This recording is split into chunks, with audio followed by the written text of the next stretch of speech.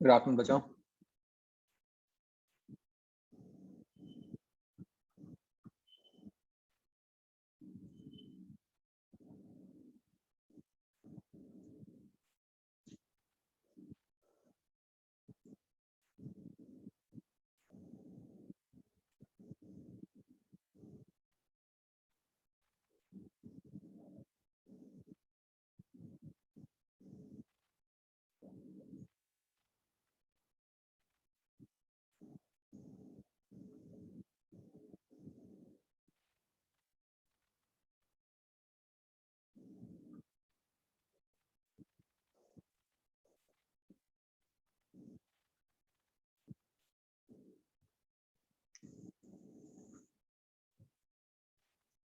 हाँ जी बचाओ।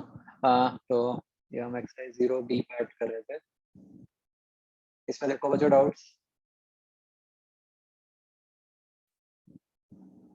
Fourth question में 1 और 2 के आंसर ऑपोजिट है ना?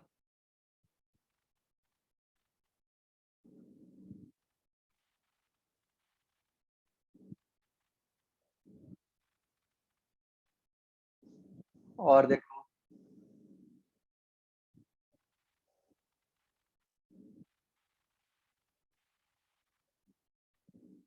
बाकी डन।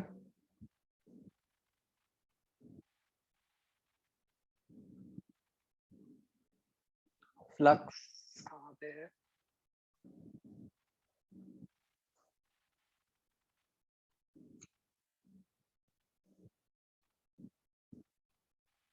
ओके, तो बच्चों आप हाँ देखोगे इसमें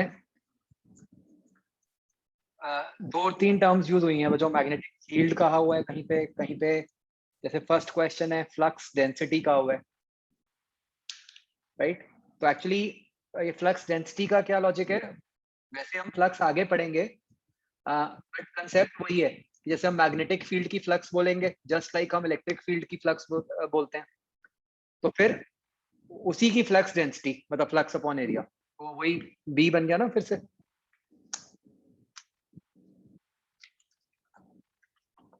ठीक है ना? तो उसके अकॉर्डिंग इसको बोलते हैं। फिर इंडक्शन जैसे लिखा हुआ है थर्ड में, तो वो भी वही चीज है।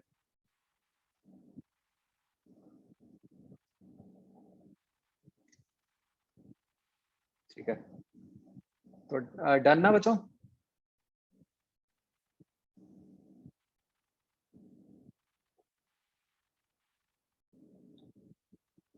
हर्ष वो उसमें कोई सिली मिस्टेक ही कर रहे होगे, उसमें कुछ मुश्किल नहीं है।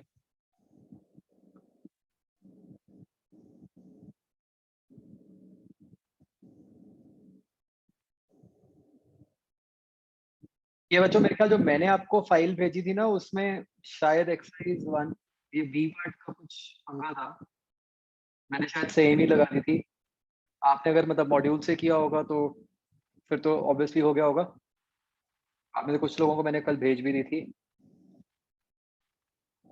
तो ये बच्चों सबने कर ली ये वाली बी वाली ठीक वाली?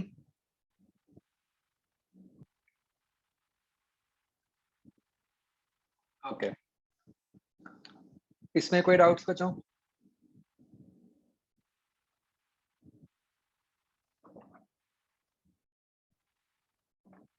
देखिए 11th का डी आएगा।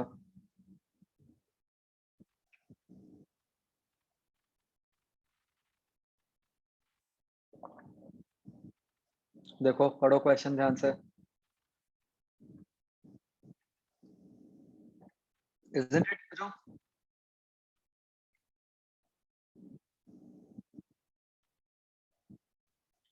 ऐसे लिखा हुआ है ना, by each straight wire. Net नहीं पूछा।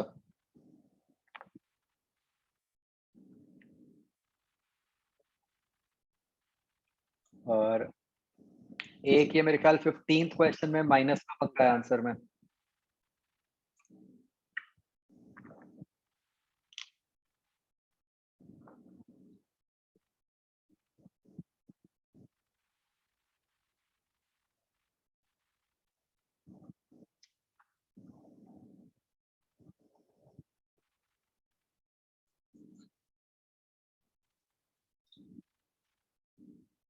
हाँ भाई, और कोई डाउट है बच्चों एक्सरसाइज 1 बी पार्ट?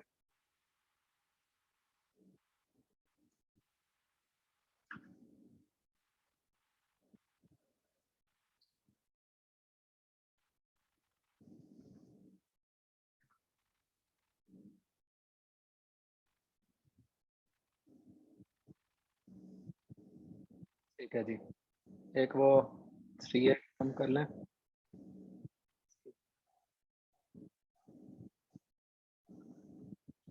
बच्चों कहाँ से होनी थी डिस्कस ये?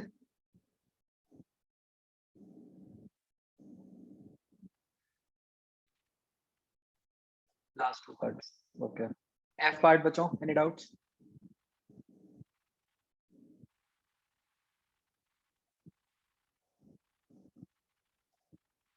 Third question.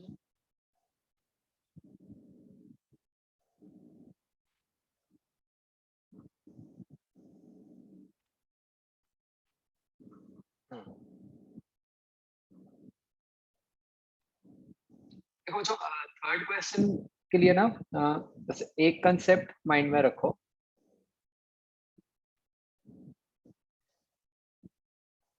जैसे मान लो बच्चों ये हम ऐसे 2 शेल्स बना देते हैं, है ना? जैसे इसमें आई थिंक फर्स्ट पार्ट में कहा होगा आउटर शेल इज अर्थ, है ना?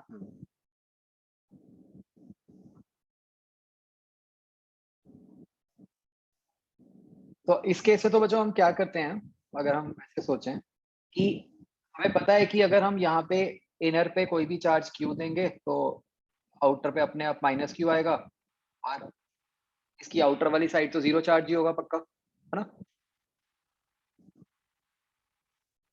तो जो कैपेसिटेंस बन रही है वो बेसिकली किस रीजन में बन रही है, या मतलब जो एनर्जी स्टोर हो रही है वो किस रीजन में हो रही है, वो ये इस वाले रेड रीजन में हो रही है, राइट? अब हम दूसरा केस लेते हैं बच्चों। जब हमने इनर को अर्थ कर दिया बच्चों, तो अब जब हम इनर को अर्थ करेंगे बच्चों, और अब हम आउटर को कोई चार्ज क्यों देंगे, राइट? तो हमें पता है कि मतलब हम चार्ज डिस्ट्रीब्यूशन से निकाल सकते हैं कि इस केस में बेसिकली कुछ ऐसा हो जाएगा कि इनर पे अगर चार्ज क्यू है तो यहाँ अंदर माइनस क्यू आएगा और इधर क्यू प्लस क्यू आएगा। कुछ इस तरीके की चार्ज डिस्ट्रीब्यूशन होगी, है ना? और क्यू की वैल्यू हम निकाल सकते हैं किस तरह से?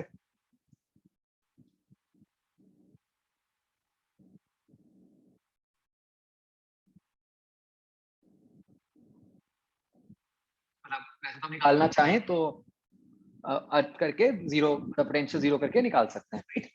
बट हमें खैर यहाँ पे जरूरत ही नहीं है। अब अगर ध्यान से सोचो, यहाँ पे बच्चों एनर्जी किस एरिया में स्टोर है?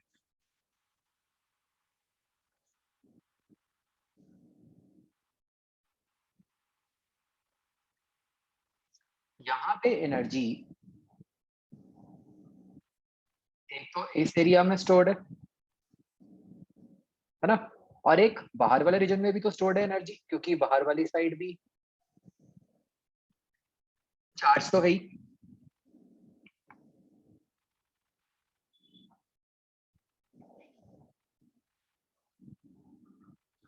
राइट बच्चों?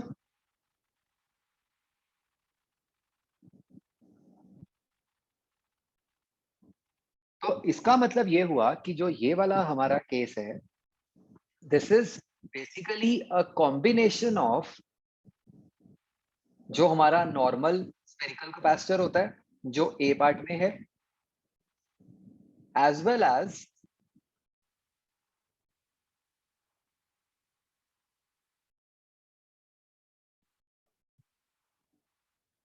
दूसरा कौन सा हो गया बच्चों? आइसोलेटेड स्फीयर वाला,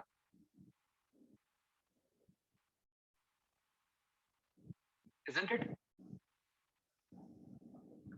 वो डाइलेक्ट्रिक का रोल तो बस इतना है कि वो तो मतलब जहाँ पे डाइलेक्ट्रिक है उस वाले पार्ट को हम के से डिवाइड कर देंगे, मतलब उसकी कैपेसिटेंस को के से मल्टीप्लाई कर देंगे, तो और तो वो तो हम कर ही देंगे, मेन कंसेप्ट समझना है हमें। तो बच्चों ये बात समझ आती है आपको कि ये combination of spherical capacitor and isolated sphere हो गया। अब ये सोचो कि ये जो कॉम्बिनेशन है वो किस टाइप का कॉम्बिनेशन है, सीरीज कॉम्बिनेशन है या पैरेलल कॉम्बिनेशन है?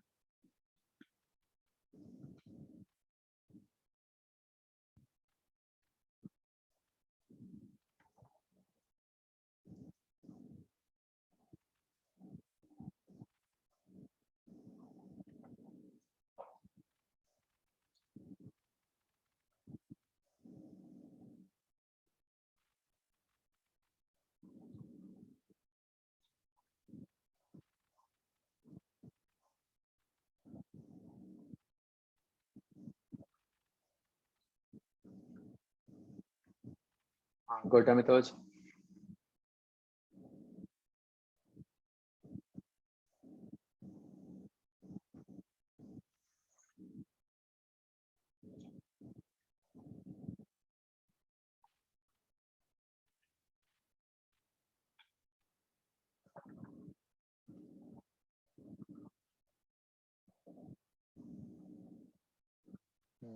ठीक है। करण, हर्ष, कौशिक, ठीक है।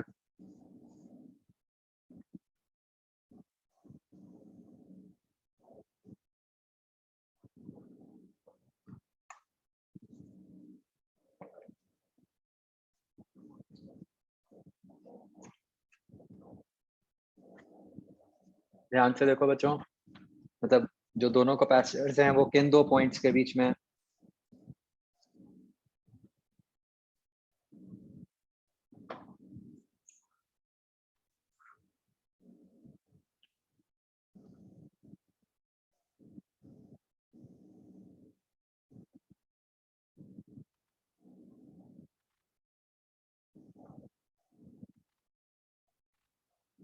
भाई एक तो कॉमन ही हो गया, ये वाला पॉइंट अंदर और बाहर वाले के लिए, है ना। जो दूसरा पॉइंट है वो अंदर वाले का भी 0 पे है और बाहर वाले का भी 0 पे है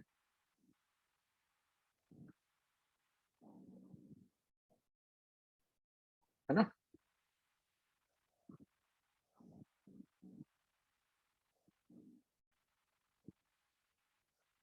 तो इसी क्वेश्चन के लिए मैंने आपको ना, याद है जब हमने आइसोलेटेड पढ़ा था तो मैंने कहा था कि उसमें अज्यूम कर लो कि जो दूसरे वाला होता है वो इन्फिनिटी पे होता है। वो इसी क्वेश्चन के लिए था, है ना। और तो भी हमने उसको ऐसे यूज नहीं किया।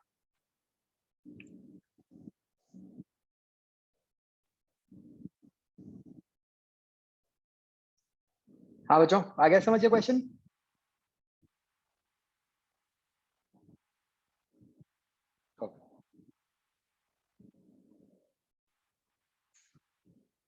तो हाँ बच्चों, एक डाउट ये जरूर आ सकता है कि अगर सिर्फ ऐसे लिखा हुआ है नॉर्मल स्फेरिकल कैपेसिटर, तो फिर हम वो केस मानी अज्यूम करते हैं, है ना।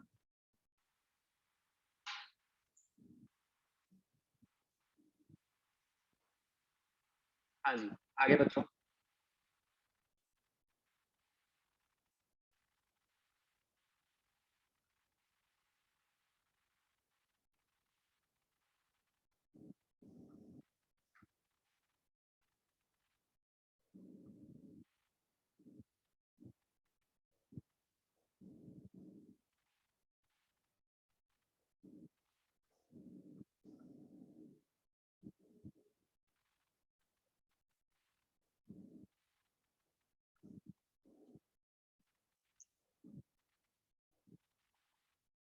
Question 14।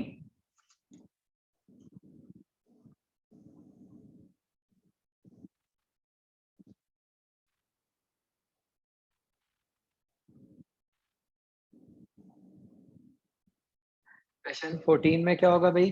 How will you find, चलो सबसे पहले तो हम थर्ड केस लेते हैं, बाहर R greater than equal to B. वहां पे बच्चों क्या पोटेंशियल होगा?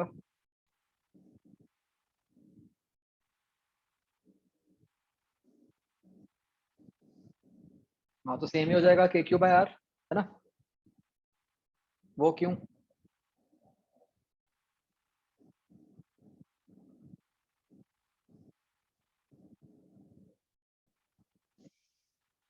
क्योंकि अगर मैं पॉइंट कहीं यहाँ ले रहा हूँ बाहर, तो वहां तो डाइलेक्ट्रिक का कोई रोल आएगा ही नहीं। इवन इफ मैं ये भी सोच लूँ कि हाँ जी डाइलेक्ट्रिक पे कुछ चार्जेस इंड्यूस भी हो गए, माइनस क्यू प्लस क्यू, तो as long as we are outside the sphere, तो उनका तो नेट इफेक्ट जीरो ही हो जाएगा ना।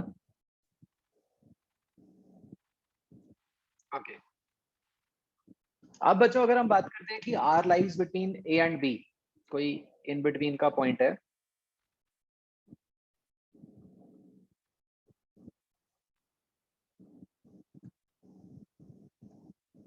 यहाँ पे हम कैसे निकाल सकते होंगे, बताओ बच्चों क्या किया।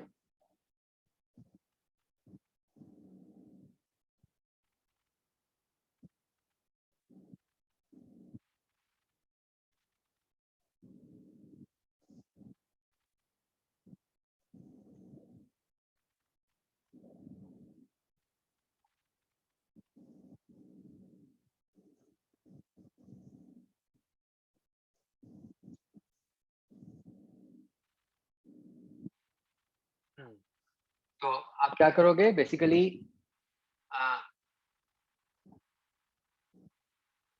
कैसे निकालोगे, अगर मैं इस पॉइंट को P बोलता हूँ तो पोटेंशियल क्या होता है, minus E dot D are,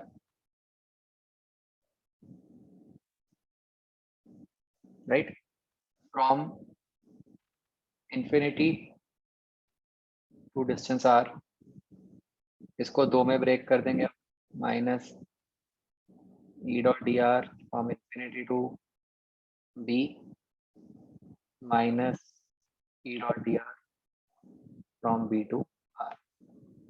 पहले वाला तो सीधा सीधा के क्यू बाय बी हो ही गया। अब जो दूसरे वाला है, ये वाला जब हमें इंटीग्रल करना है E dot D R B से R वाला, अब हम डाइलेक्ट्रिक के अंदर है ना, तो यहाँ पे जो इलेक्ट्रिक फील्ड बनेगी वो बनेगी के Q by epsilon R epsilon naught R square D R, इसका इंटीग्रल फ्रॉम बी टू। तो इसको जब आप सॉल्व करोगे उससे आपका आंसर निकल।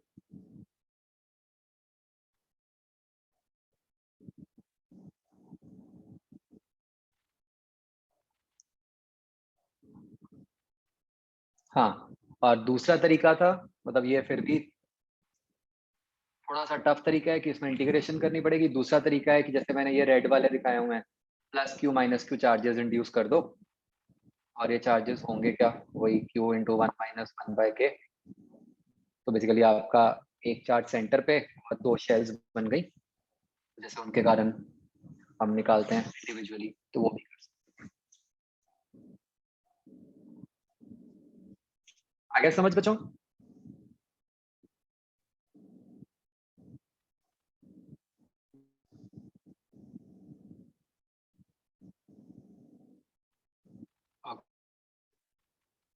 अब अगला कैसे होगा भाई,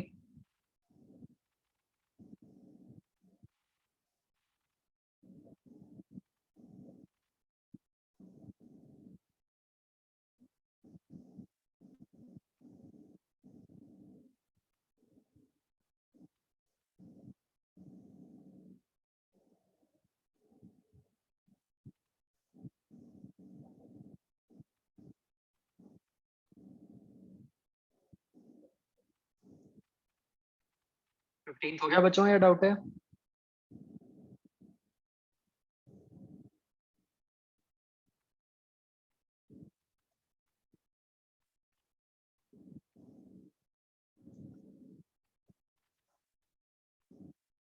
ओके, अब 15 में भी बच्चों यही हम इंटीग्रेशन वाला ही कंसेप्ट यूज करेंगे। जैसे अगर मान लो आपको पॉइंट ए पे निकालना है potential at a distance R, तो पोटेंशियल एट ए क्या होगा, potential at B minus integral of E D R from capital R to small. तो ई जो डलेगा वो क्या डल जाएगा? वी बी क्या है? वी बी तो सिंपल के क्यू बाय आर है।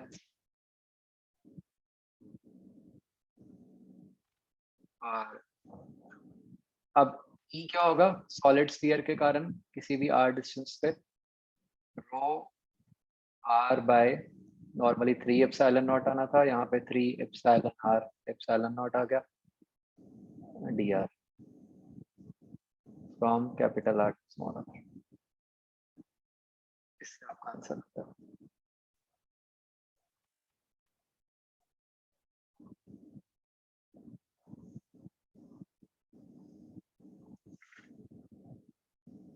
क्लियर बच्चों?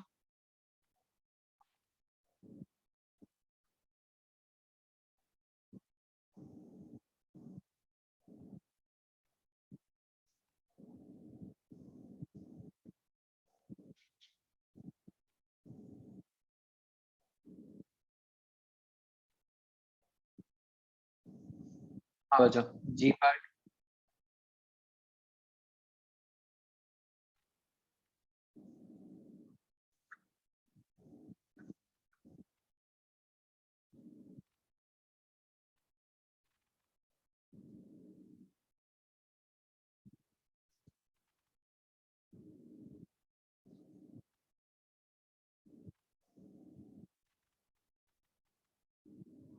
फोर्थ का आंसर ये आएगा बच्चों।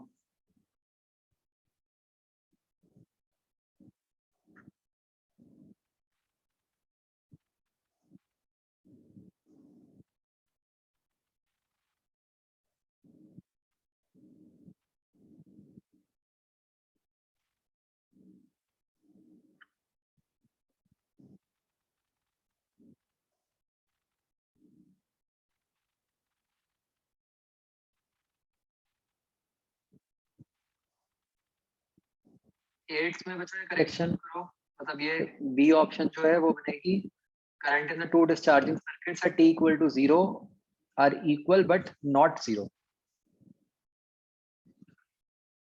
फिर बन जाती है बी ऑप्शन।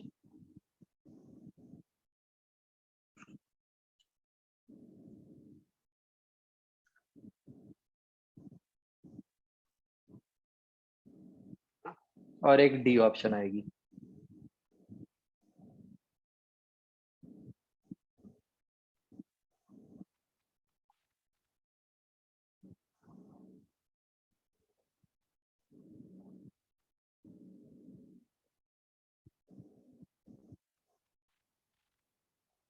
और बच्चों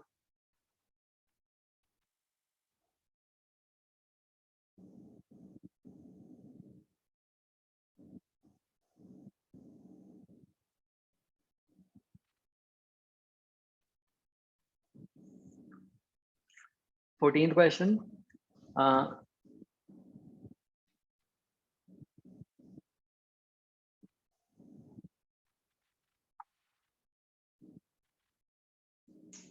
देखो बच्चों, जब तो स्विच एस ओपन है आपका, तब आपकी जो सिचुएशन होएगी, तब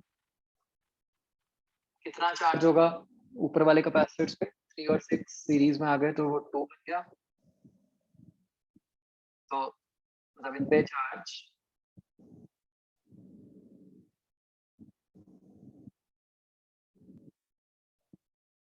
इस तरीके से होगा 18 इंच,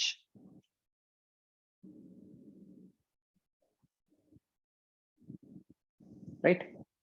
अब हमें कहा स्विच क्लोज कर दिया।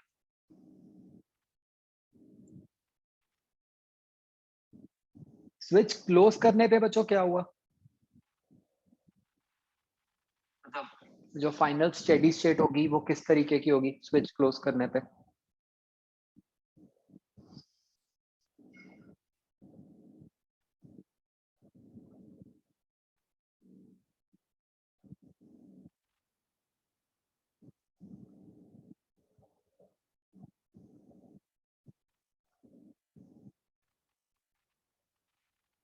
स्विच क्लोज करने पे एक तरह से मतलब 3 वाला कैपेसिटर और 3 वाला रेजिस्टर पैरेलल में आ गए, मतलब दोनों के अक्रॉस पोटेंशियल डिफरेंस सेम होना चाहिए,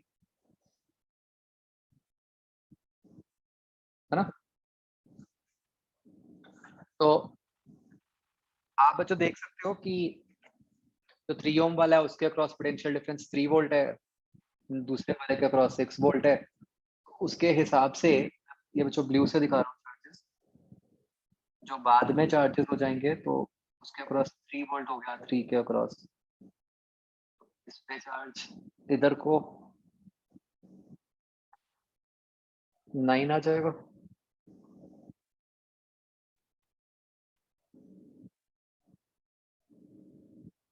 है ना? और इस वाले कैपेसिटर पे कितना आ गया?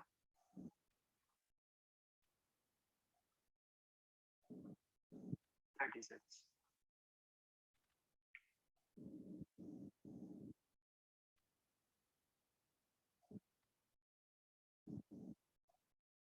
है ना? तो बताओ भाई, फिर y से x कितना चार्ज जाना पड़ेगा जिससे कि एक कॉन्फ़िगरेशन बन जाए? ये तभी पॉसिबल होगा ना कि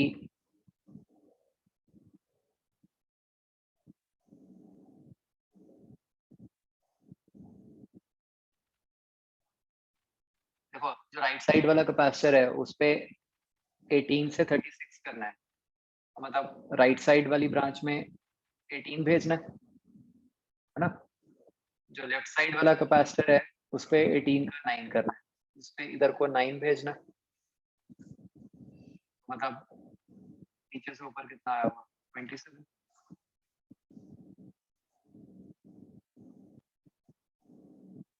राइट?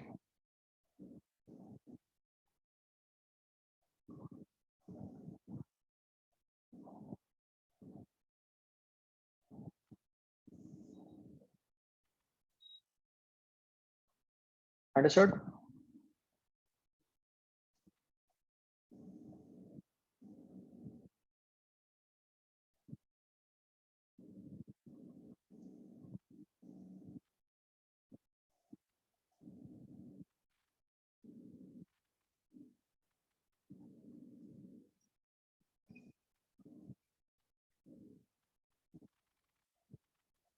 अनकिरत क्लियर?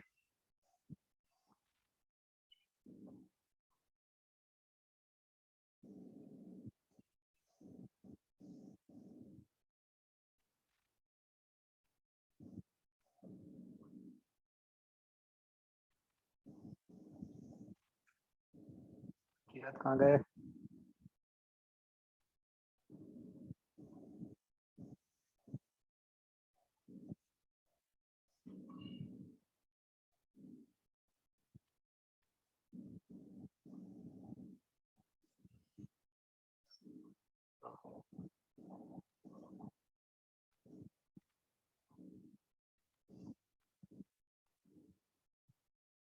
मुझे एक मिनट ये ना करेक्शन नोट कर लो जरा टीवी में। एक तो देखो फोर्थ क्वेश्चन में वो कनेक्टेड एंड टू एंड आएगा।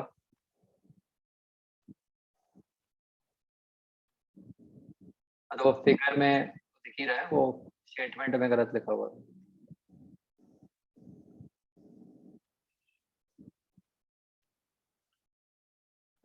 और 7th में स्लोली के आगे आएगा एट अ कांस्टेंट रेट।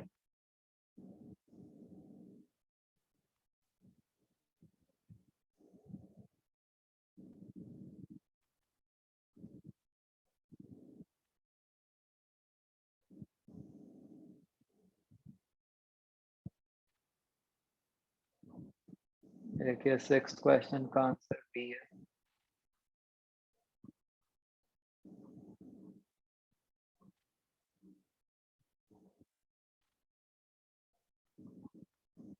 बाकी ठीक है।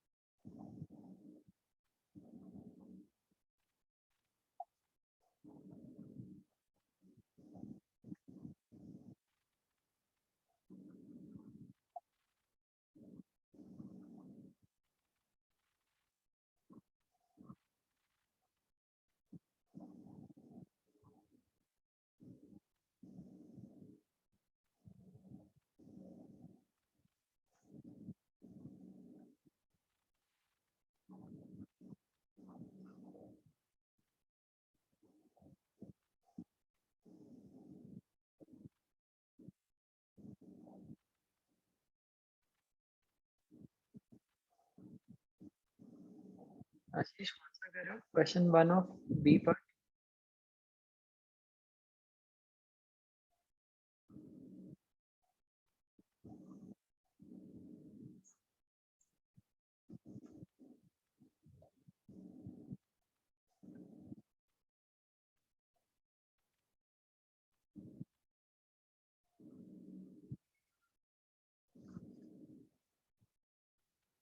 अच्छा, तो ये चलो मैं एक क्वेश्चन देता हूँ, उससे बच्चों ये बच्चों ट्राई करना।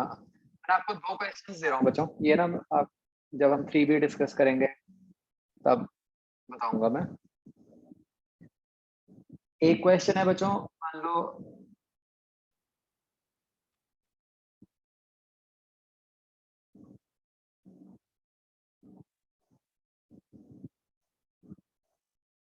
ये ऐसे कैपेसिटर है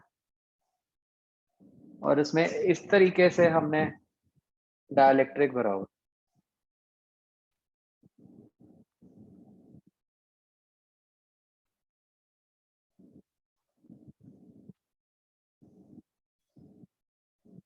ठीक है, मान लो ये ऊपर वाला K1 है,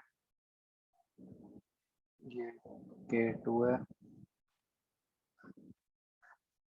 बाकी स्टैंडर्ड एक D A।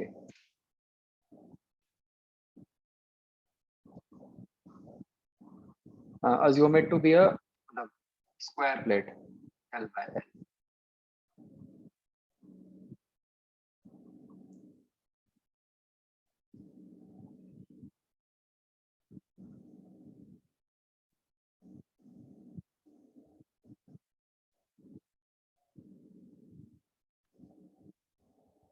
समझ गया बच्चों क्वेश्चन? और दूसरा क्वेश्चन है बच्चों,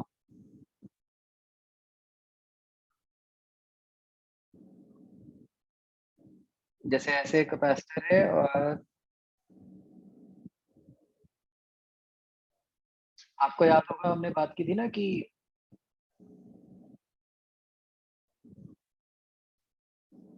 भाई कैपेसिटर एक तरह से अंदर खींच लेता है डाइलेक्ट्रिक को अपने। तो ऐसे कैपेसिटर Q गिवन है, A गिवन है, D गिवन है, ये कोई डाइलेक्ट्रिक है कि उसका, ठीक है। तो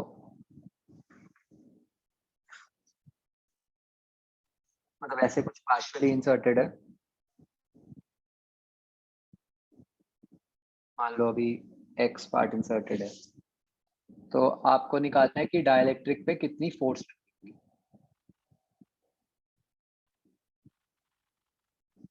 ठीक है।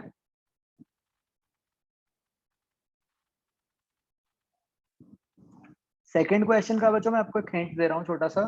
आपको ये तो याद होगा कि मैंने आपको कहा था कि इस केस में बच्चों फोर्स का रीजन क्या होता है?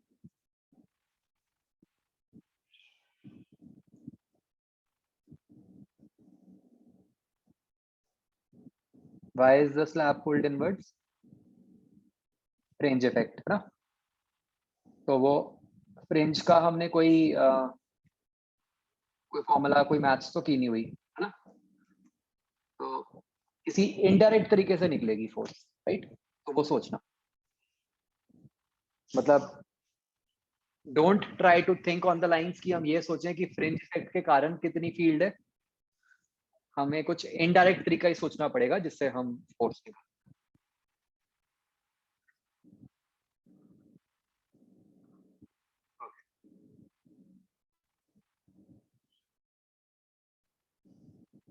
चलो आगे बढ़ते हैं।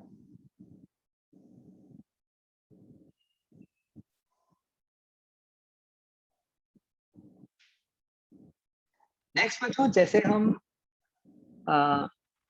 आपने देखा होगा कि इस चैप्टर में अभी तक हमने क्या किया है कि हमने अलग अलग केसेस में मैग्नेटिक फील्ड निकालनी सीख ली। इसको अगर हम इलेक्ट्रोस्टैट्स से कंपेयर करें तो इलेक्ट्रोस्टैट्स में भी हमने ऐसे ही अलग अलग केसेस में इलेक्ट्रिक फील्ड निकालनी सीखी थी, है ना। और फिर हमने वहां पे एक लॉ भी स्टडी किया था, गॉस लॉ, है ना। जिसकी हेल्प से हम कुछ केसेस में, कुछ सिमेट्रिक केसेस में फील्ड निकाल पाते थे, है ना? तो बिल्कुल वैसे ही बच्चों यहाँ पर एक लॉ आता है जिसको हम कहते हैं एम्पेयर्स लॉ।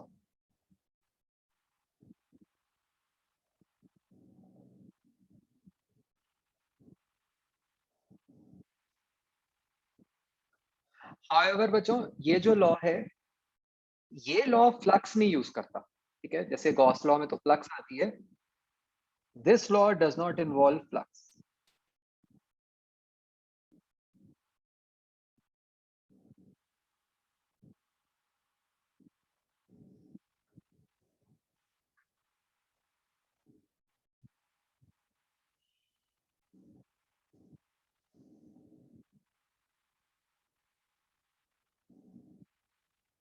तो ये लॉ क्या कहता है बच्चों, देखते हैं हम, फिर हमें अपने आप ये डिफरेंसेस समझ भी आ जाएंगे उसके कि गॉस लॉ से क्या डिफरेंसेस है।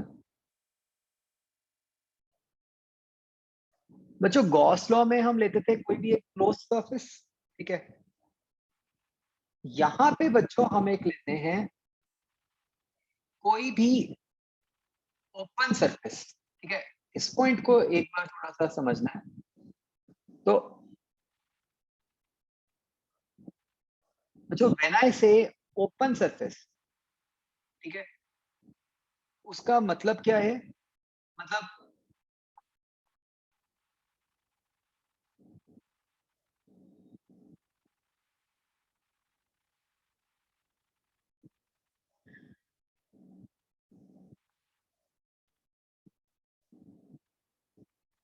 अब ये सोचो बच्चों, ऐसे कोई एक शीट सी रखी हुई है मैंने, ठीक है? This is not a close loop, ये कोई शीट है, ठीक है? और मैंने जान के इसको ऐसे टेढ़ा मेढ़ा सा बनाया है कि मतलब कोई जरूरी नहीं कि प्लेनर शीट, किसी भी तरीके की एक, मतलब ऐसे कह लो हम, अगर मैं बिल्कुल सिंपली पुट करूं कि जैसे मान लो मैंने एक बेडशीट ली, ठीक है? तो उस बेडशीट को मैं जैसे मर्जी, उसकी जो मर्जी शेप बना दूं, ठीक है? चाहे मैं उसको उसके बीच में चार होल्स लगा के उसको कुछ टेंट टाइप्स बना दूं, चाहे उसको बिल्कुल फ्लैट कर दूं, चाहे उसके बीच में एक फोल्ड लगा के उसको कुछ इस टाइप का बना दूं, ठीक है? तो पॉइंट इज कि it is open. When I से इट इज ओपन, उसका मतलब क्या है कि कोई उसके अंदर कोई इंक्लोज्ड वॉल्यूम नहीं है ना? कोई एयर नहीं है उसके अंदर जो फंसी हुई है, ठीक है? Do you realise the difference compare to close surface, right? Close surface कैसी होगी? जैसे कि एक प्लास्टिक बॉल है जो चारों तरफ से बंद है, उसके अंदर एयर ट्रैप हो गई।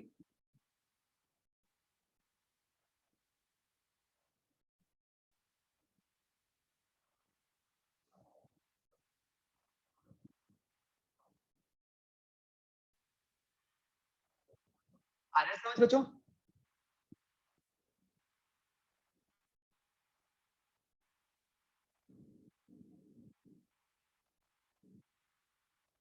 तो ये गॉस लॉ बात करता है कोई भी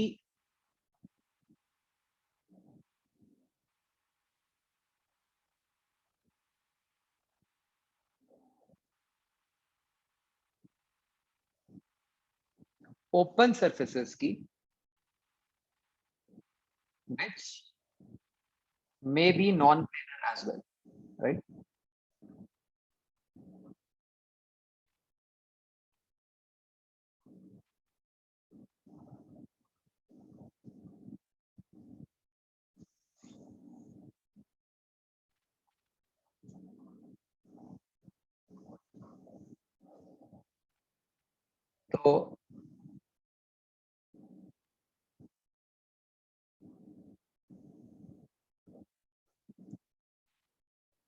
तो जो थ्योरेटिकली हमें पता होना चाहिए कि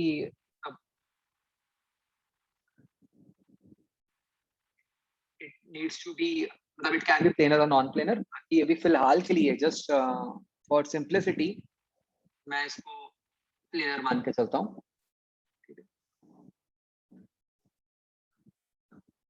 तो ये लॉ कहता है बच्चों कि अगर आपके पास ऐसे कोई भी एक सरफेस है, ठीक है,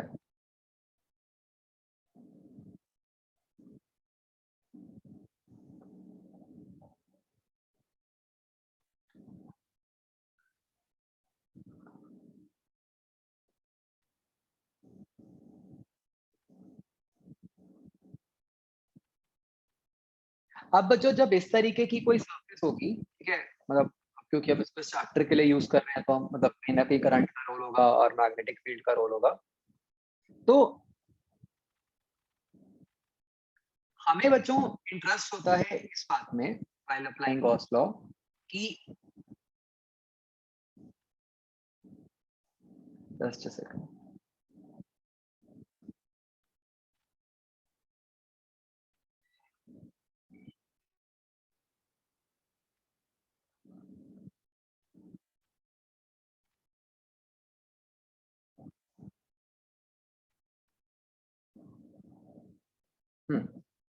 कि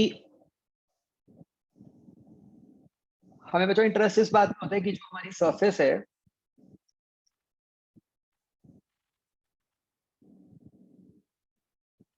उसके अंदर से कोई करंट कट कर रहा है कि नहीं कट कर रहा, ठीक है, मतलब जस्ट इमेजिन कि जैसे मान लो ये कोई चादर है, हमने नीडल से हम इस शीट को प्रिक कर रहे हैं, ठीक है, तो that is like some current which could be into the plane or out of the plane, right? So there can be various current carrying wires जिनमें से कोई into the plane carry कर रही है, कोई out of plane carry कर रही है current and so on.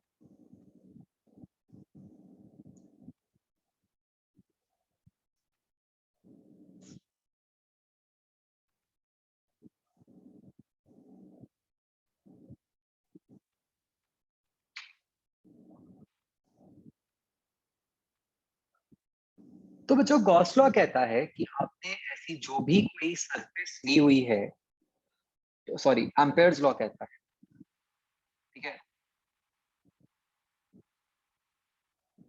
हम इस सरफेस की जो बाउंड्री है बच्चों, हम उसकी बाउंड्री पे, ठीक है,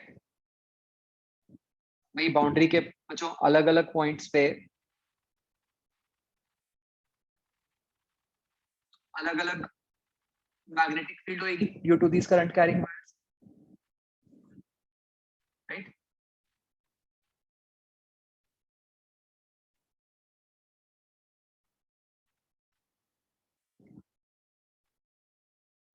तो जो कि मैग्नीट्यूड एंड डायरेक्शन वाइज दोनों वाइज मतलब तरीके से वेरी कर सकती है।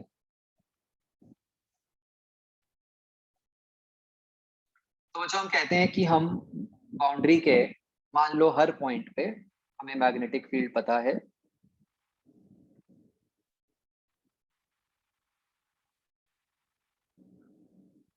जैसे ये हो गई V1 वेक्टर, इधर किसी और जगह हो गई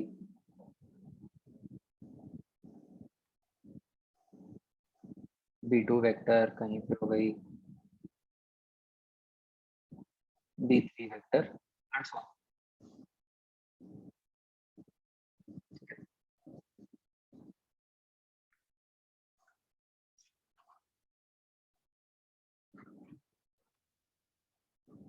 तो जो एक क्वांटिटी हो गई करंट, एक क्वांटिटी हो गई मैग्नेटिक फील्ड। अच्छा जैसे हम गॉस लॉ में करते थे integral E dot D A, ठीक है, यहाँ पे हम करते हैं integral of D dot D L, ठीक है।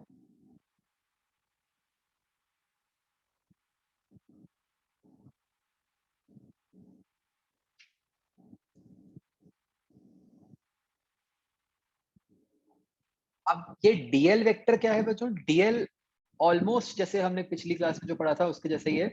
DL is basically small part of the loop, मतलब अगर मैं इस लूप को बहुत सारे छोटे वेक्टर्स में ब्रेक कर दूं,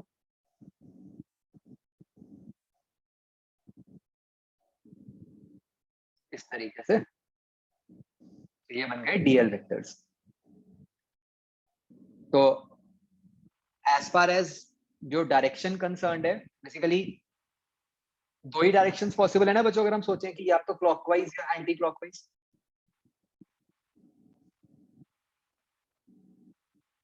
है ना। तो मान लो कि 1 मिनट के लिए, अभी के लिए मान लो क्लॉकवाइज है, ठीक है।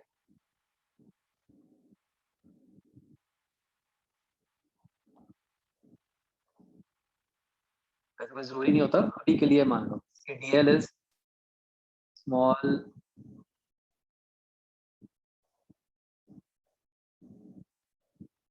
पार्ट ऑफ लूप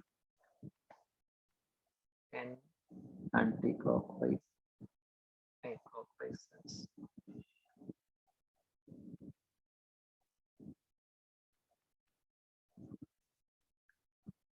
तो बच्चों हमें क्या करना है, हमें ये जो हमारी शीट है, हम उसकी बाउंड्री पे हर पॉइंट के ऊपर, मान लो कि हमें पता है कि हर पॉइंट पे कितनी मैग्नेटिक फील्ड है, तो हमने उधर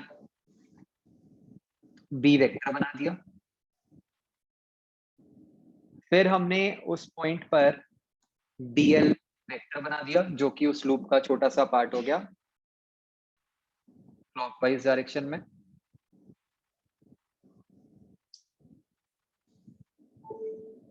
ठीक है जी। तो फिर हम अगर लूप के हर पॉइंट के ऊपर ये बी डॉट डीएल जो क्वांटिटी है उसको कैलकुलेट करें फॉर द एंटायर लूप,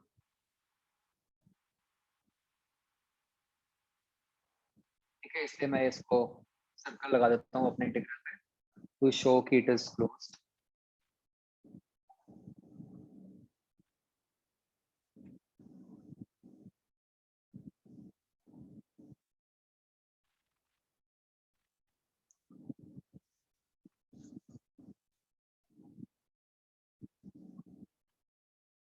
तो बच्चों अभी तक, बिफोर प्रोसीडिंग फर्दर, अभी तक मुझे बताओ कि गॉस लॉ और इस एम्पेयर लॉ में क्या क्या डिफरेंसेस हैं।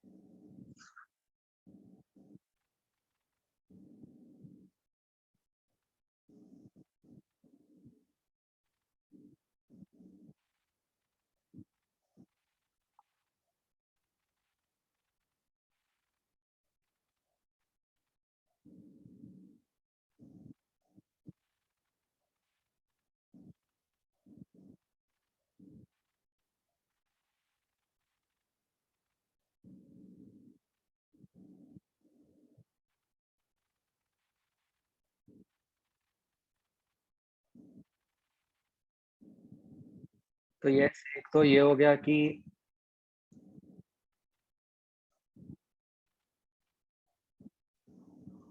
वहां पे क्लोज सरफेस थी, यहाँ पे ओपन सरफेस है, राइट। और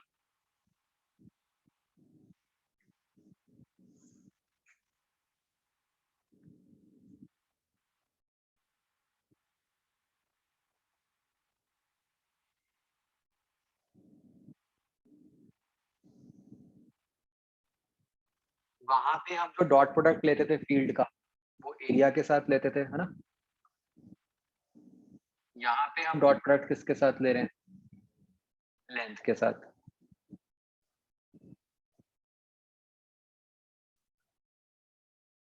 राइट। तीसरा बच्चों मतलब सॉर्ट ऑफ सेकंड से भी आ रहा है, या अलग से भी अगर उसको बोलें कि भाई वहां पे अगर आपको जो वैल्यू निकालनी पड़ती है ना, वहां पे आपको शीट के हर पॉइंट के लिए निकालनी पड़ेगी, है ना। बी डॉट डी अगर करोगे तो पूरे के पूरे एरिया पे हर पॉइंट पे बी डॉट डी ए निकालना पड़ेगा। वेराज यहाँ पे जब आप बी डॉट डी एल निकाल रहे हो तो वो तो आप सिर्फ बाउंड्री वाले पॉइंट्स पे निकाल रहे हो, है ना। मतलब यहाँ पे आपको ये जो हमने मतलब लूप बनाया है उसके बीच में हर जगह पे क्या मैग्नेटिक फील्ड है उससे तो मतलब ही नहीं है ना। आपको तो सिर्फ लूप के हर पॉइंट पे क्या मैग्नेटिक फील्ड है उससे मतलब है। वेराज गॉस लॉ में आपको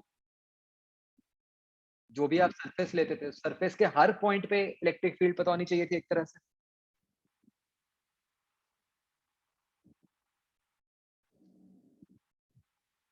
आ गया समझ बच्चों। तो बच्चों this turns out to be mu naught times I enclosed।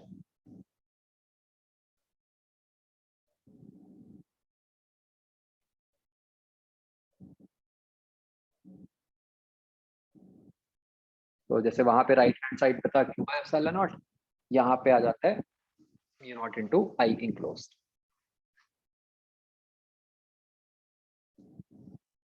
तो बच्चों व्हेन वी से आई enclosed उसका क्या मतलब है एक तरह से, मतलब तो करंट तो एक फ्लोइंग क्वांटिटी है ना, इसमें कुछ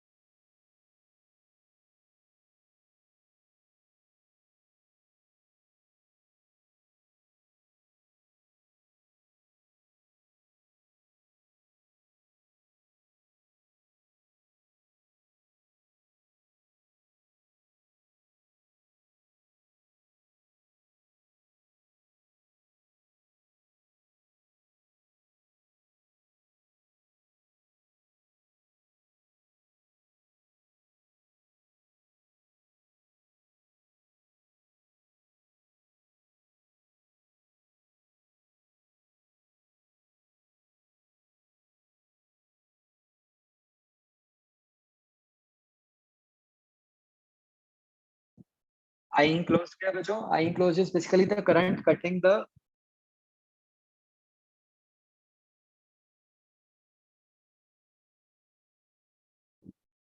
area of the loop, isn't it?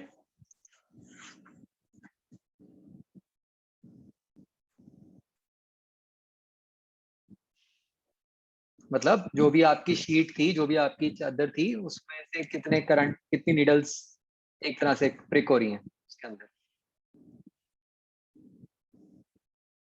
और फिर से बच्चों जस्ट लाइक गॉस लॉ, जो लेफ्ट हैंड साइड पे बी है that is due to all currents whether inside or outside. Now, I is obviously those currents which are inside the loop.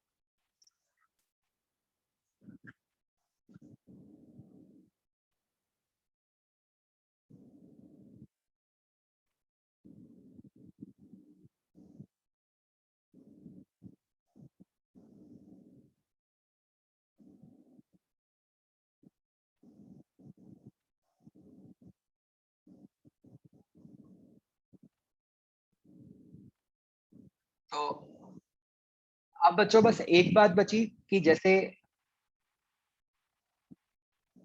जो current मतलब हमें दिख रहा है कि कुछ करंट्स एंटर कर रहे हैं और कुछ करंट्स बाहर निकल रहे हैं हमारे लूप से, हाँ?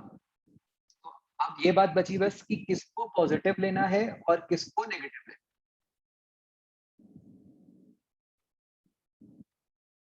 राइट। तो इसके लिए बच्चों फिर से राइट हैंड रूल होता है।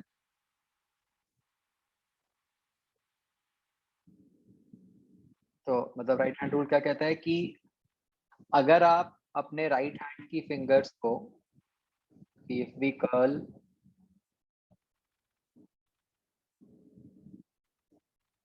The fingers of right hand along DL, मतलब आपने जिधर को भी डीएल लिया है ना, तो मतलब बेसिकली दो ऑप्शंस हो गई कि चाहे क्लॉकवाइज चाहे एंटी क्लॉकवाइज। ठीक है, तो बच्चों एक फिक्स कर लेते हैं जस्ट फॉर सिंप्लिसिटी, इसलिए मैंने उसको बोला आपको कि क्लॉकवाइज ले लो। तो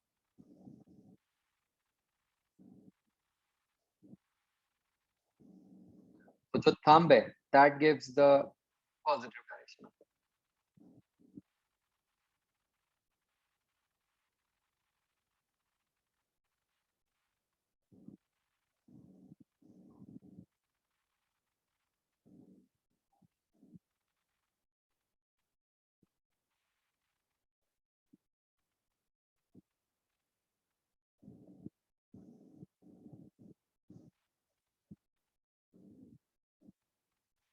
मतलब बच्चों कि अगर हम डीएल क्लॉकवाइज लेते हैं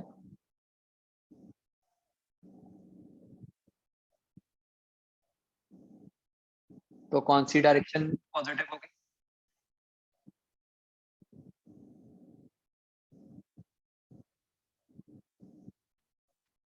राइट हैंड रूल से देखो।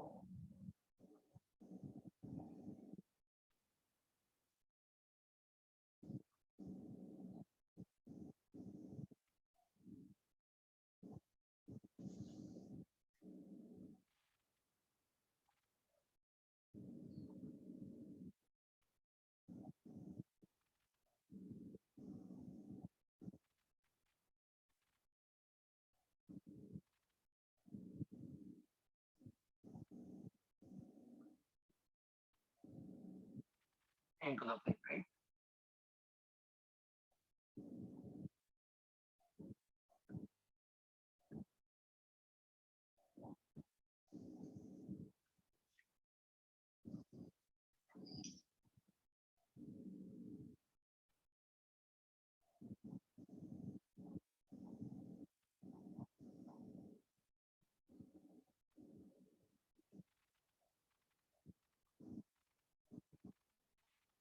समझ आ गया बच्चों?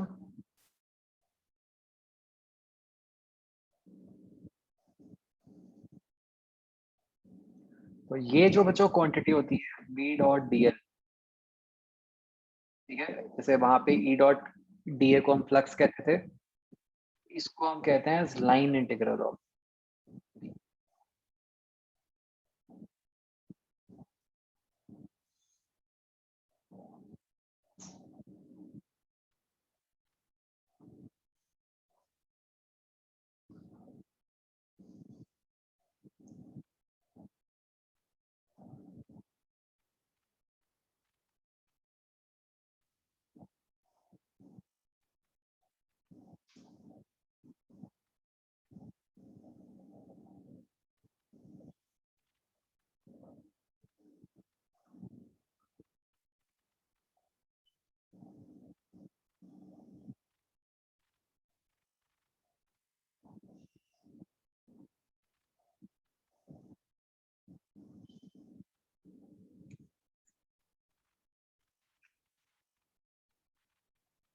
हाँ जी बच्चों, right.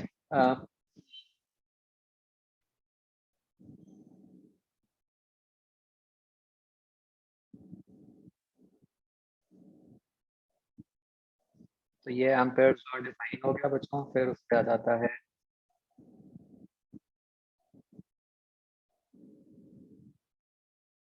Application of ampere law.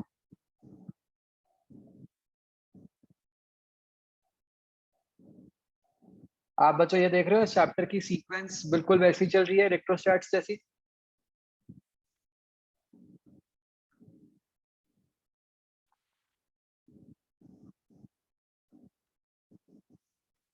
तो आगे भी ऐसे ही चलता रहेगा ये, आप देखोगे आगे वैसे ही डाइपोल और ये सब सब कुछ वैसा ही है।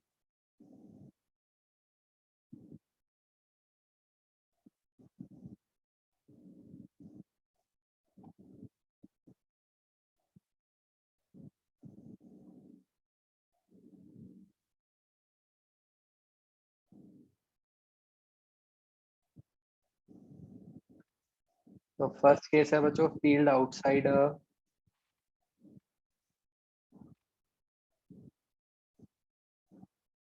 लॉन्ग करंट कैरिंग, मतलब जो इनफाइनाइट वायर वाला केस।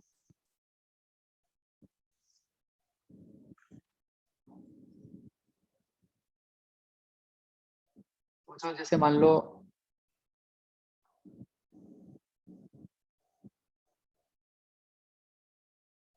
मैं तो जान के ना इसका जो फिगर बना रहा हूँ वो ये इस तरह से बना रहा हूँ। देखो कि मान लो ये जो करंट है बच्चों, ये जो वायर है basically this is carrying current current out of plane. तो समझ गए इनफाइनाइट वायर किस तरह से है?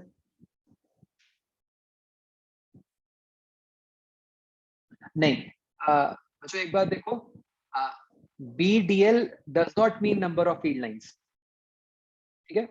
इसकी कोई फिजिकल सिग्निफिकेंस नहीं है। नंबर ऑफ फील्ड लाइंस के लिए अभी हम आगे फिर से वैसे ही फ्लक्स ही डिफाइन करेंगे B डॉट ds। ये फील्ड लाइंस नहीं है।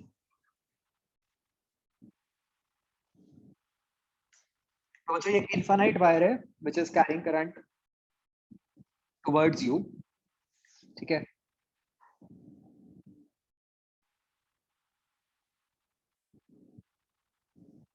तो बच्चों मैं इसके अराउंड एक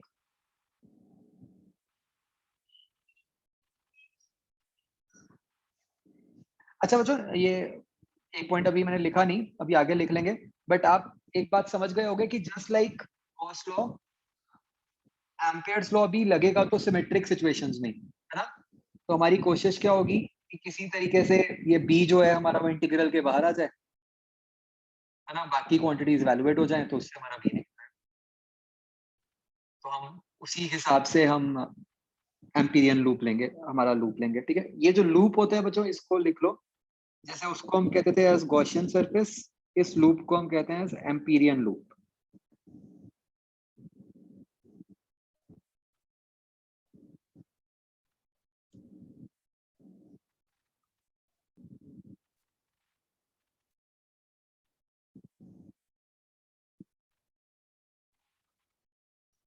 ठीक है जी, ओके। तो अब बच्चों अगर मैं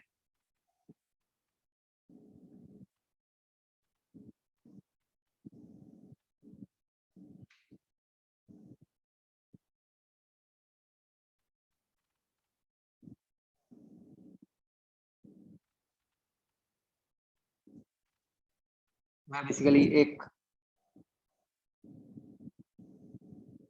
लूप बना देता हूँ with centre at the position of the wire. So this blue is my Amperian loop.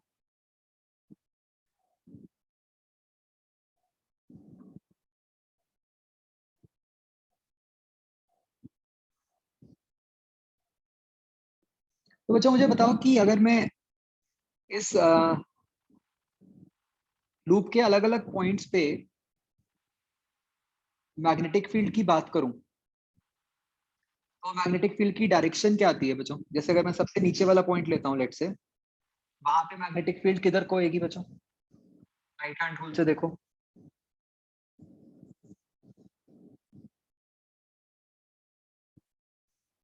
मतलब थंब करंट की तरफ, फिंगर्स नीचे की तरफ, तो पाम किधर को पॉइंट कर रहा है?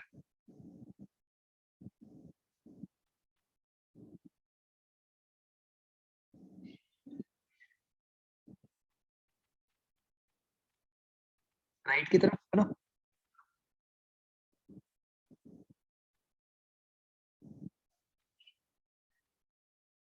तो यहाँ पर भी ऐसे होगा।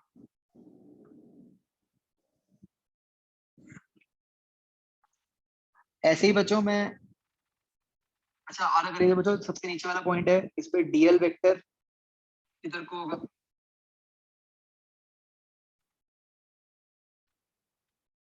अगेन क्लॉकवाइज एंटी क्लॉकवाइज तो मेरे हाथ में ही है, ठीक है।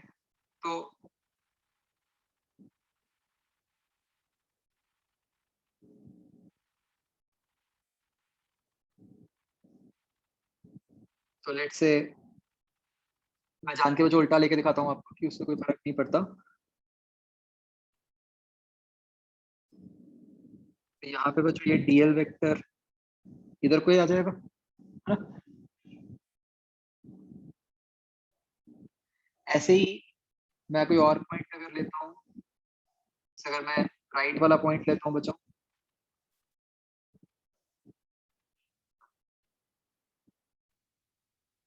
इस राइट पे जो डीएल वेक्टर है वो इधर को हो गया। बताओ यहाँ पे बी किधर को आएगा राइट हैंड रूल से?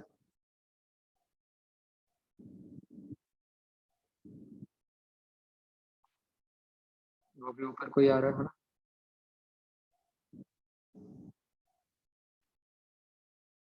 तो जो आप समझ ही गए होगे, है ना, जान के हमने बिल्कुल गॉस लॉ की तरह, जैसे वहां पे भी हम ऐसी सरफेस लेते थे कि ई और डी ए पैरेलल आ जाए, ऐसे ही यहाँ पर भी हमने ऐसा लूप लिया जहाँ पे बी और डीएल पैरेलल आ जाए। हाँ। और बच्चों क्योंकि ये इनफाइनाइट वायर है, तो हम सिमेट्री से ये भी कह सकते हैं कि क्योंकि लूप का हर पॉइंट जो है वो वायर से इक्वी डिस्टेंट है बच्चों, तो मैं ये कह सकता हूँ कि by symmetry B will be same everywhere. आप ध्यान से देखो, मैंने सिर्फ बी का मैग्नीट्यूड का है, डायरेक्शन ऑब्वियसली अलग है।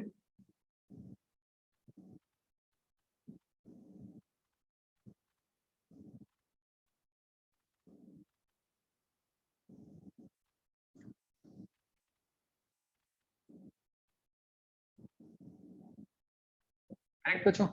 तो तो मैंने डीएल की जो डायरेक्शन ली है बच्चों, उसके हिसाब से करंट की कौन सी डायरेक्शन पॉजिटिव हुई?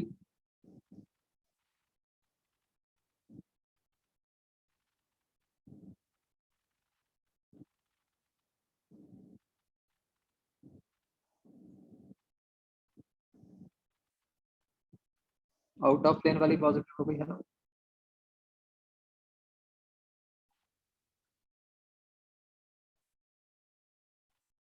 ओके, तो अब अगर मैं बच्चों लगाता हूँ B dot D L is equal to mu not I close, तो मेरी लेफ्ट हैंड साइड बन गई integral B D L cos zero is equal to mu not into current out of plane ही था तो वो पॉजिटिव ही आ गया, mu not I.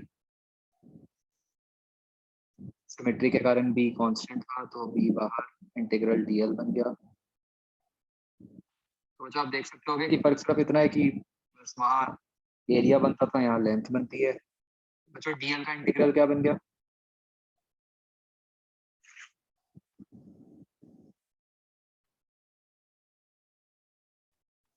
2 pi are. ये आर भी दिखा दो फिगर में।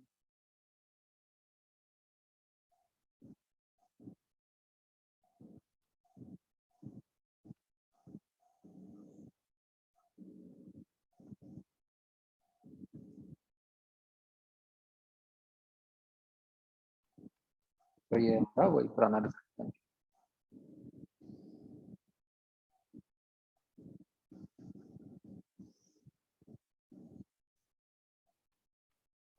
राइट बच्चों?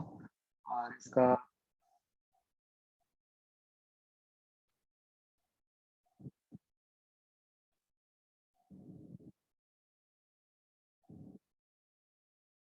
बी वर्सेस आर ग्राफ कैसे जाएगा?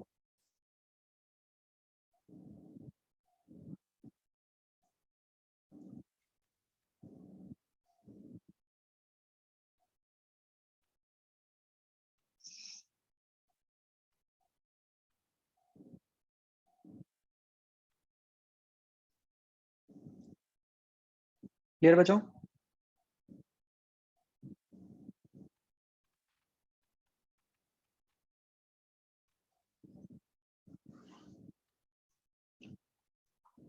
तो बच्चों जैसे हमने पिछली क्लास में शॉर्टकट बनाया था ना कि सर्कुलर लूप के लिए हम करंट की डायरेक्शन कैसे देखते हैं कि भाई फिंगर्स को करंट के अलोंग कर्ल करो तो थंब की डायरेक्शन फील्ड की डायरेक्शन दे देती है, राइट? ऐसे ही बच्चों हम यहाँ भी शॉर्टकट बना लेंगे।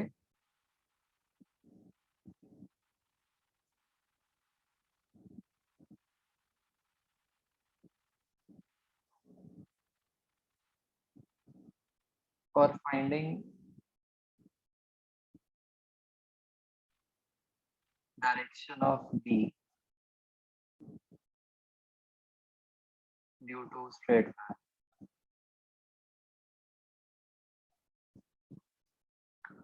तो बच्चों अगर आप ध्यान से देखो, जैसे हमने ऊपर जो किया है, आप क्या करो बच्चों, यहाँ पे आप थंब को करंट के अलोंग रखो, मतलब thumb should be pointing towards you out of plane. तो अगर आप ध्यान से देखो कि किसी भी पॉइंट पे जो फील्ड है बेसिकली, वो फील्ड किधर को है, जिस तरफ को आपकी फिंगर्स पॉइंट कर रही होंगी। अगर आप वहां पे अपनी फिंगर्स रखो, मतलब जिस सेंस में आपकी फिंगर्स कर्ल हो रही होंगी, मैग्नेटिक फील्ड भी उसी तरफ को ही है ना।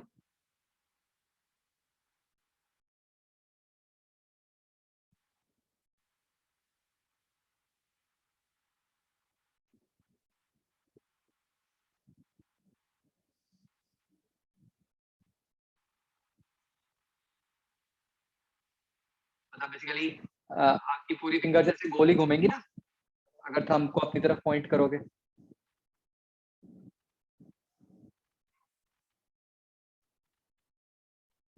तो ये मतलब कुछ इस तरीके का हो गया, देखो।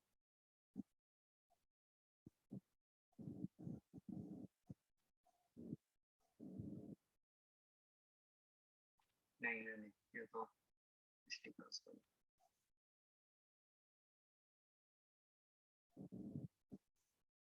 देखो,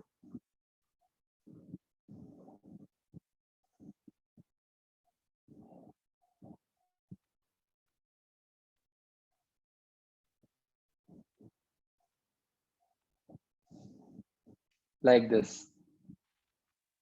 इजंट इट बच्चों? दोनों मेथड्स एक दूसरे के बिल्कुल ऑपोजिट हैं।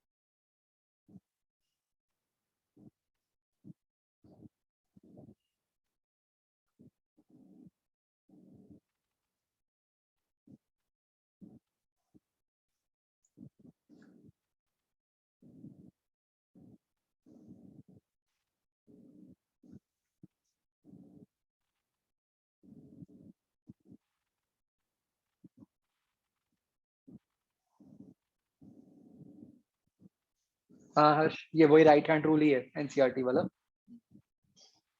ये बच्चों आप इस तरह से 10th में पढ़ते होते थे, याद करो।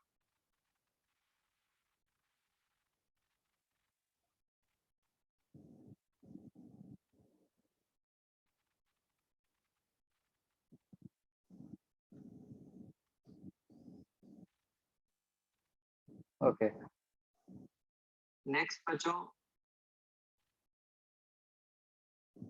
अगर हम बात करें बी इनसाइड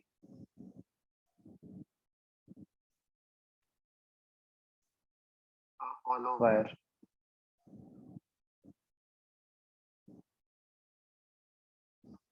मतलब समथिंग लाइक दिस।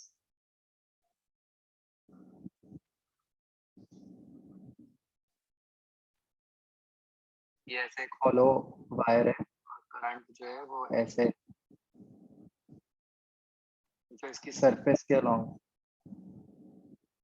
फ्लो कर रहा है टुवर्ड्स यू, लेट्स से।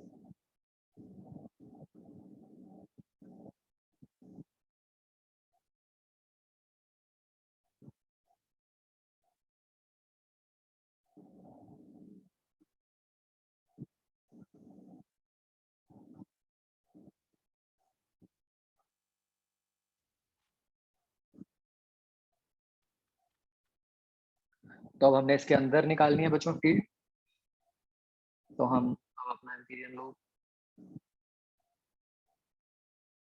ऐसे इसके अंदर ले लेंगे।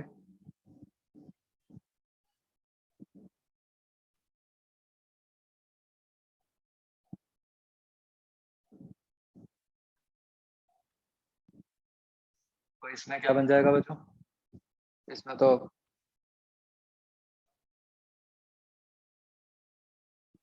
B dot D L is equal to B into two pi R, वो इक्वल टू 0 ही हो जाएगा, क्योंकि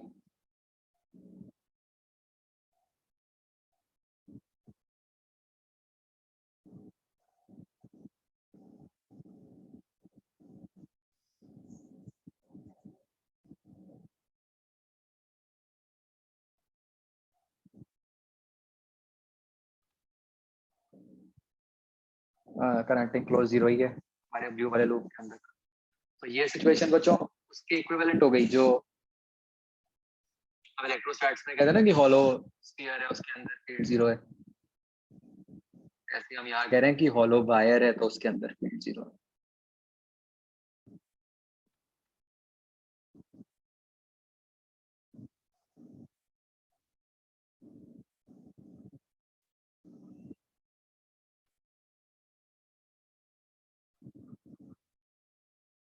ये बच्चों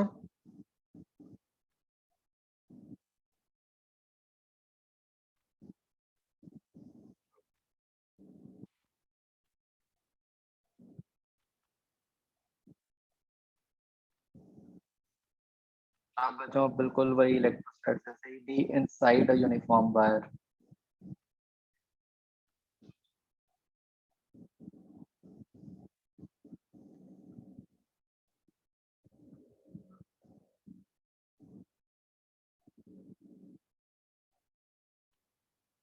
तो ये कुछ इस टाइप की सिचुएशन हो गई, देखो।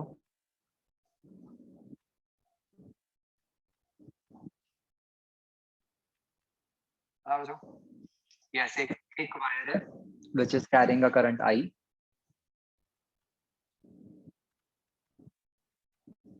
हमें उसके लिए निकालना है कि बेसिकली आउटसाइड द वायर तो हमें पता ही है कि वो सेम ही बन जाएगा, है ना। तो इनसाइड द वायर निकालना है, तो ये जो अंदर जो ये डिफरेंट सा कलर किया हुआ है, ये पिंक है या पता नहीं जो भी है ना, ये आपका लूप बन गया, राइट। तो ट्राई करो बच्चों, इसके लिए निकालो क्या रिजल्ट बनेगा।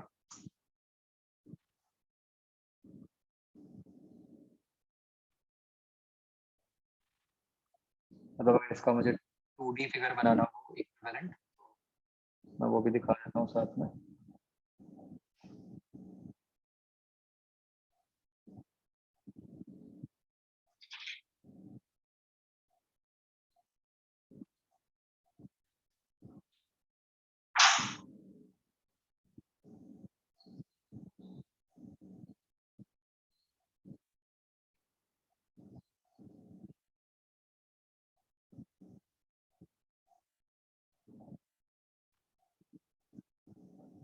यूनिफॉर्म जो इस पूरी वायर में फैला,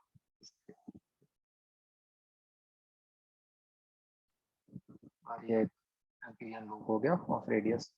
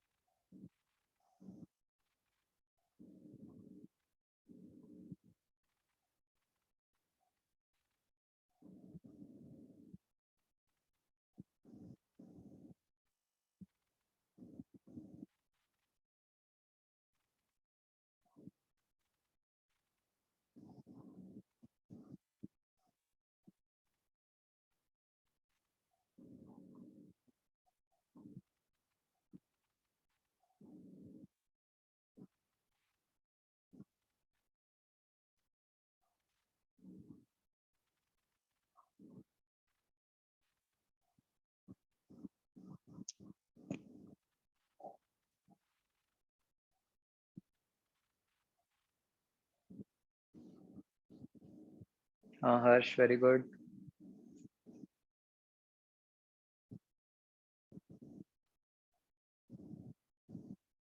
अमितोष, गुड।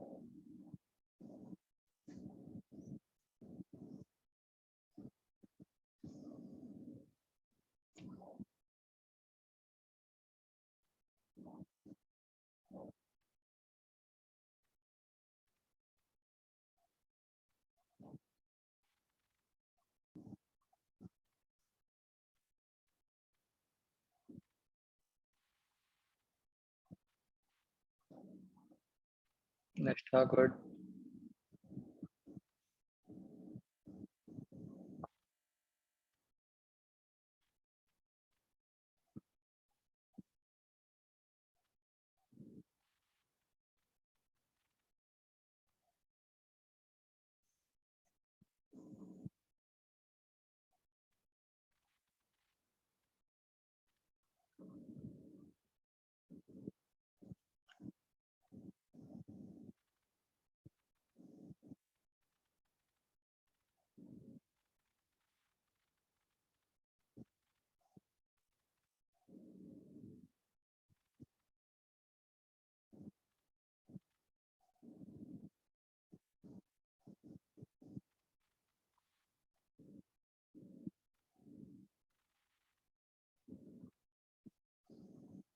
वरुण, आपने स्मॉल आर कैपिटल आर शायद उल्टे लग दिया।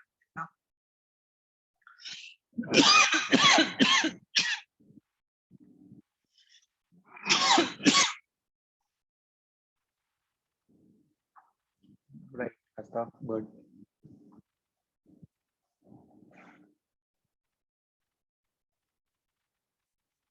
भाई क्या करना था? b into 2 pi r is equal to mu naught I enclosed। अब ये I enclosed बच्चों कितना है? जो करंट I है हमारा, वो पूरे एरिया में फैला हुआ है ना? Unitary method I upon pi r square into pi small r square, isn't it? So आपका बन गया b is equal to mu naught I r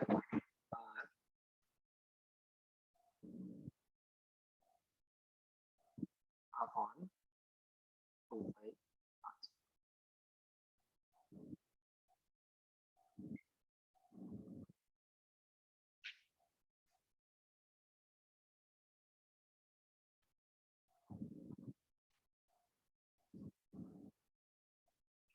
आगे समझ बच्चों? कुछ अगर आप ध्यान से देखो इसको, you can also write it as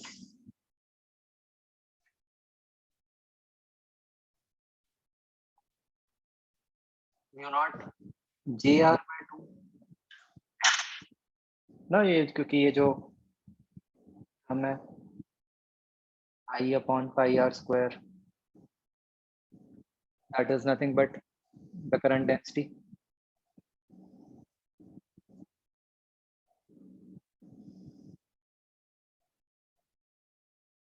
तो बच्चों, this is a very important result। Basically आप समझ गए होंगे, this is the equivalent of rho r by 3 epsilon naught, है ना? वो वाला केस। अच्छा, वेक्टर फॉर्म में क्या बन जाएगा बच्चों? देखना ध्यान से।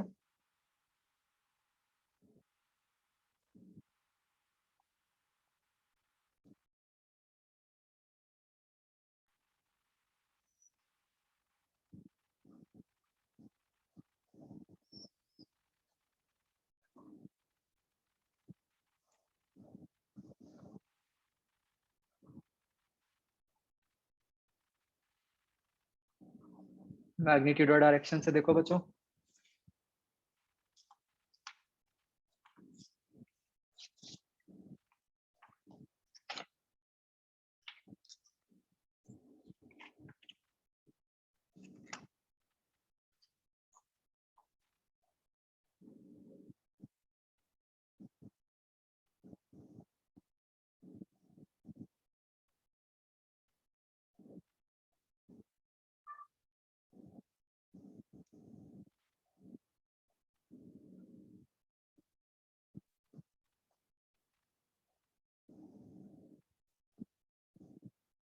तो जे भी वेक्टर होता है ना, आर भी वेक्टर बन जाएगा।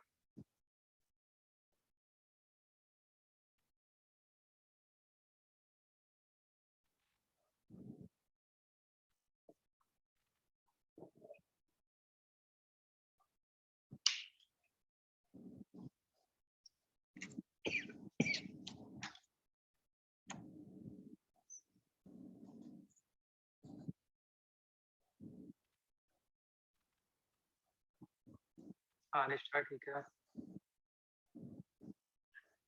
चलो बच्चों लेट हो गए, एक बार सोचना ये, ठीक है। और बाकी थोड़ा सा इसका जो ग्राफ वगैरह है नेक्स्ट टाइम कर लेंगे। आपने बच्चों नेक्स्ट टाइम के लिए अभी मतलब ये 0 1 से तो नहीं होगा क्योंकि एक दो केस बचे हुए हैं, क्या हो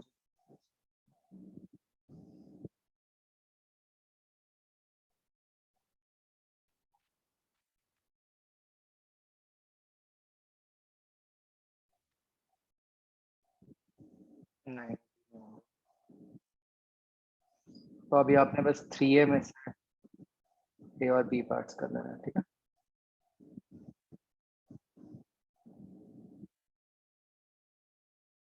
हाँ हर्ष ठीक है। चलो ओके बच्चों, बाय।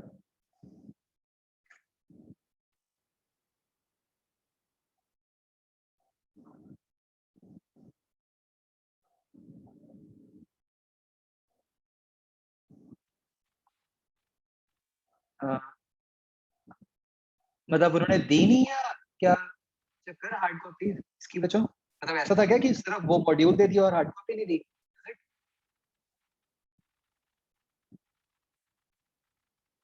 मतलब क्वेश्चन बैंक दे दिया लेकिन एक्सरसाइज ये नहीं दिया, बूस्टर। अच्छा मैंने स्पेसिफिकली बोला था कि दोनों देने।